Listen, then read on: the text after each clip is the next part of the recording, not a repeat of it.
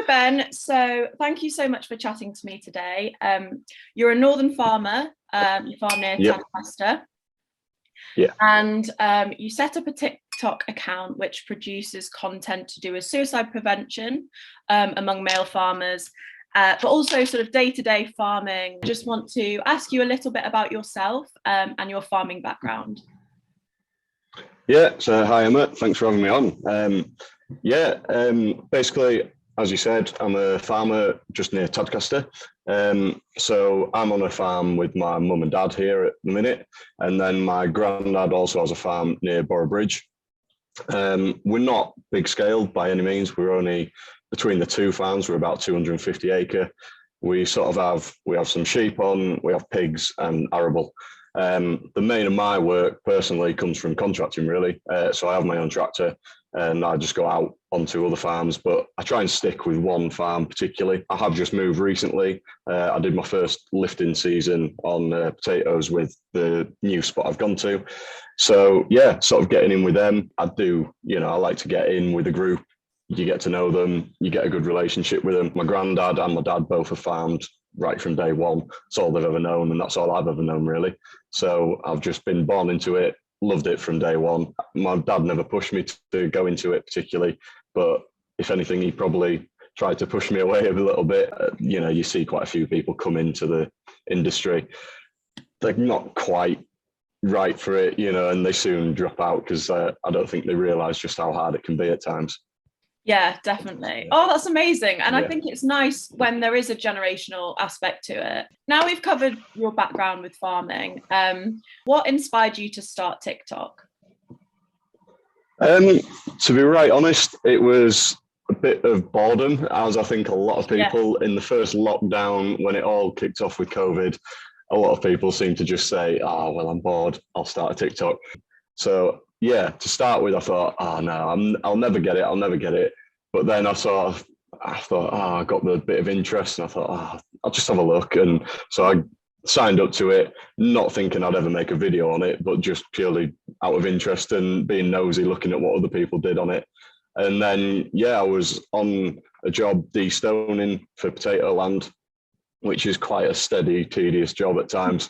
And I was sort of scrolling a bit and just thought, I'll make a video or whatever, put a couple out there, sort of doing all the trends and stuff like that as such, which never really went anywhere. And then I did one, I think the first one that really sort of took off a bit was I had a bit of a rant on there basically about some people slashing some bags of potato seed down near Barnsley, I think it was, where we were working, which, it sort of riled me up a bit. So I went on there and that got quite a few views. Well, I can't remember how many, but maybe like 30,000 views, which at the time I had no followers really. So it just sort of went a bit crazy for me.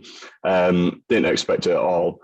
And I thought at that time, well, actually, maybe people are more interested than you think. And they don't see that side of farming. They just see, people sit on a tractor, you go up and down all day.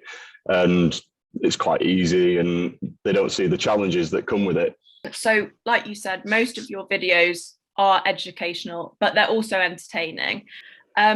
Why do you use #mentalhealthmatters with these videos?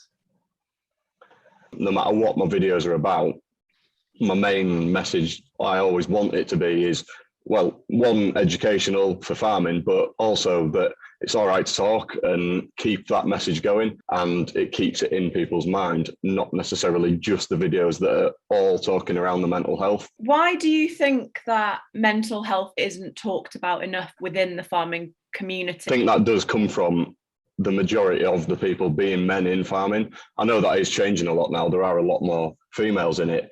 And I think that's probably part of the reason also why it's turning a little bit and people are starting to talk a bit more, because you're getting that female influence a bit more. Whereas I think men are always just that, "Oh, no, you don't talk about feelings, you get on with it, it'll be right," sort of thing. You're on your own, you just sort of get on with it. You don't lay your problems onto other people. If you moan about something, like farmers love to moan, but it's about jovial things, I think, and daft things. I mean, I say daft, but I mean like the weather, as everyone will say, the weather is never right for a farmer. And it's true, it never is. Jeremy Clarkson actually did a good thing. He said within his program, he sort of said, oh, well, look, next time a farmer moans about the weather, like buy him a pint and put your arm around him and have a chat. And I don't think people can differentiate between the general moans of just having a moan about a tough day or whatever, because you're a bit tired and a bit moody after a long day, and actually moaning because you need some help. I think that's the difference that we don't seem to pick up on quite enough right now. When you see the suicide rates and stuff like that within men and in farming, it's just ridiculous, really, how much we make up for, you know, for such a small percentage of the population that farmers are, and then men as well. We equate for a huge proportion of the suicide rate, which I think that just speaks volumes, really, and it shows that there is a big problem there that we do need to conquer. And I don't think there's enough coming through from, again, sort of educational side and even the NHS and stuff like that. I don't think there's enough said about it, really. Do you think the NHS should maybe do more to sort of pinpoint where it's coming from before they sort of just treat it? Yeah, definitely. I think the last resort should be giving someone a drug to help them with it, really. To me, the best way is just talking it through and getting to the root of it, as you say, getting to what's actually causing it. Because, yeah, there's a lot of things that add to it, but there's often one little thing that's maybe happened in the past or is currently happening, you know, big life dramas and, you know, stuff like that, that actually causes it to trigger it. And then if you don't combat that, then everything else that you're doing just adds and adds and adds to it. Mm-hmm. I think it's happening everywhere, isn't it? Everyone's on about it's okay to not be okay and stuff like that, but it just doesn't seem to be filtering through to farming just yet. And I think that's the problem. And I mean, it is getting through to a lot of men now, but again, farming just seems to be the last one to take up on it, really. So I think the more we can push that and the more sort of bigger outfits can help push that, you know, more following and stuff like that, that's where we can help and get that message across that bit more, I think, and that bit quicker, and hopefully get it out there and stop people doing sort of the worst thing, basically. Definitely. And I know you've touched on this, that farming can be a very lonely career choice. Are there any contacts that have been particularly supportive and helpful with you personally or someone close to you, that other people struggling that maybe don't have anyone to talk to could get in contact with? I think, yeah, as you say, it is very lonely. You're spending, you know, busy times, 17, 18 hours a day, just on a tractor on your own. So it's hard to find time to, you know, chat to people properly, but just phoning a friend. I mean, I have a couple of good mates that I'll just ring them or they'll ring me, and it's not for any reason particular. It's just to have a chat. Things like that. It just makes you feel like you're not that, you know, so alone with no one to talk to other than animals, basically. And, you know, that can be lovely for a couple of days, but day after day after day, it can wear you down. And for me personally, it just means I start overthinking about stuff, you know, so I just need them phone calls with people and different things to just sort of take myself away. And you hear other people's problems as well, which sometimes, you know, that can be a massive help because it can make you think, oh, well, actually, yeah, I've got a few problems, but it makes them seem a lot smaller at times. You know, when someone else has a bigger problem, then you think, actually, I need to make sure they're all right about this. So, you know, it's not that you're pushing it down. It's just making you think, actually, yeah, I'm doing all right. I'm making my steps along my way. And it's all just a journey to that end product sort of thing. I do speak to a professional as well at times, you know, which I think there is a bit of a stigma around it, but I don't see why. It's just someone else. It gives you that independent sort of view from outside of matters that are going on. And they teach you how to deal with things. And again, just talking to that independent person can be a massive thing. And I think a lot more people should do it. I know it can be quite costly at times, but even if it's once a month, once a fortnight or whatever, you know, just that different view from someone who is probably outside of farming as well.